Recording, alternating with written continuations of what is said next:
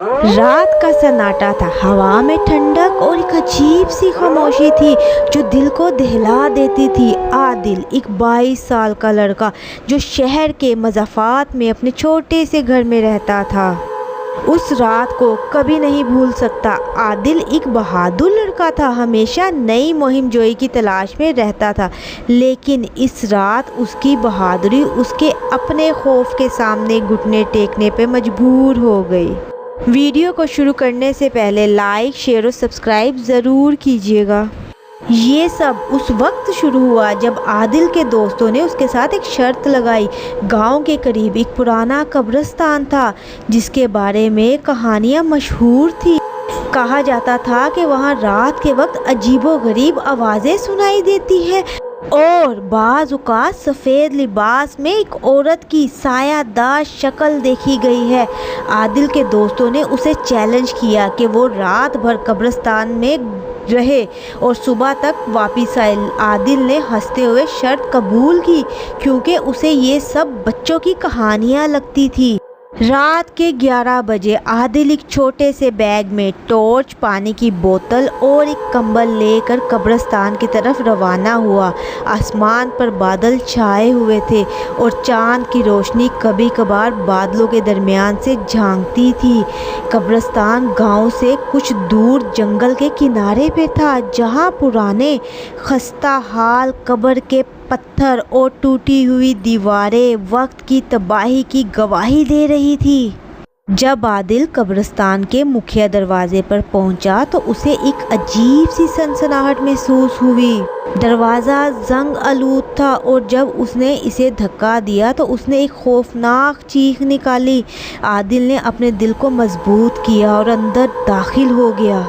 कब्रिस्तान में एक अजीब सी बदबू थी, जैसे मिट्टी और सड़े हुए फूलों का मिलाप। उसने अपनी टॉर्च जलाई और आहिस्ता आहिस्ता आगे बढ़ना शुरू किया। पहले तो सब कुछ ठीक था। आदिल ने एक बड़े से पत्थर पर अपना कंबल बिछाया और बैठ गया।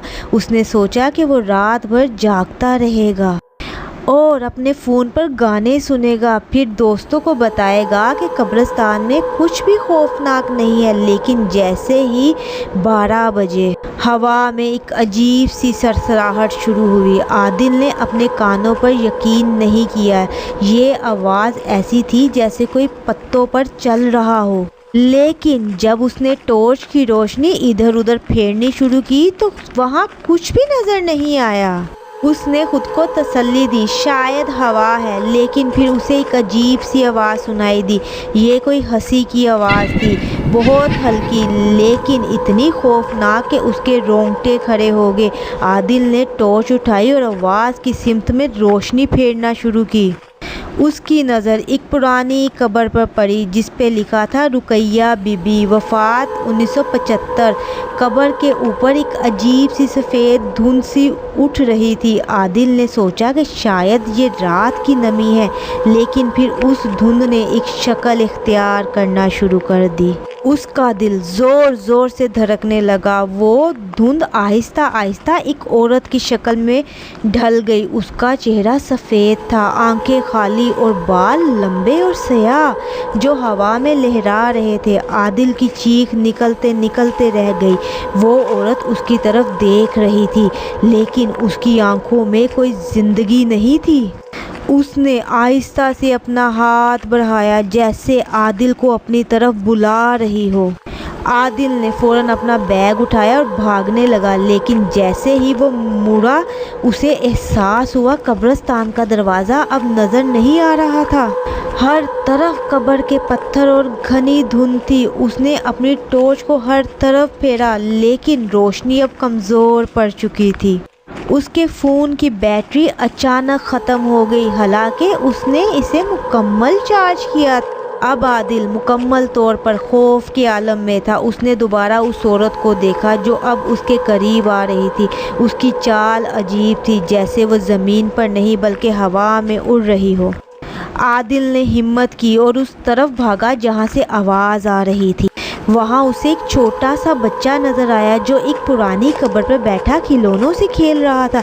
लेकिन जब आदिल करीब पहुँचा तो उसने देखा उस बच्चे के हाथों में कोई खिलौना नहीं, बल्कि वो अपनी उंगलियों से ज़मीन खोद रहा था।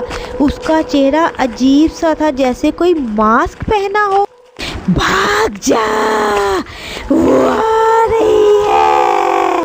बच्चे ने सरगोशी की और फिर वो गायब हो गया। आदिल के दिल की धड़कन अब उसके कानों में बज रही थी। उसने पीछे मुड़कर देखा तो वो औरत अब उसके बिल्कुल पीछे थी। उसके हाथ अब आदिल के गले की तरफ बढ़ रहे थे। आदिल ने चीखते हुए अपनी आंखें बंद कर ली और ज़मीन पर गिर गया। जब उसने आंखें खोली तो वो कब्रिस्तान के बाहर सड़क पर पड़ा था। सूरज निकल रहा था और सुबह की अजान शुरू हो चुकी थी।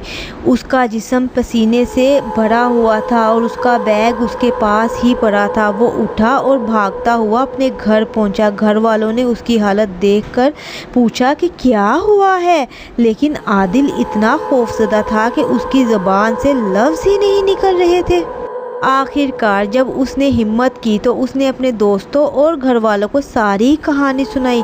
उसने बताया कि उसने रुकैया बीबी की रूह देखी जो उसे अपनी तरफ खींच रही थी, और उस बच्चे की अजीब सी मौजूदगी ने उसे और ज़्यादा दहशत में डाल दिया।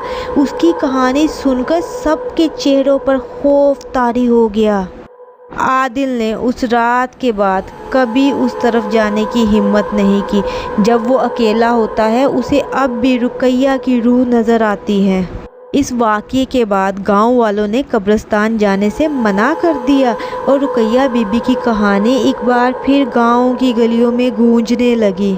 आदिल अब भी उस रात को याद कर कर सहम जाता है और कहता है कि कुछ रातें ऐसी होती हैं जो आपको हमेशा के लिए बदल देती हैं। वीडियो पसंद आती है लाइक शेयर और सब्सक्राइब करके जाइएगा।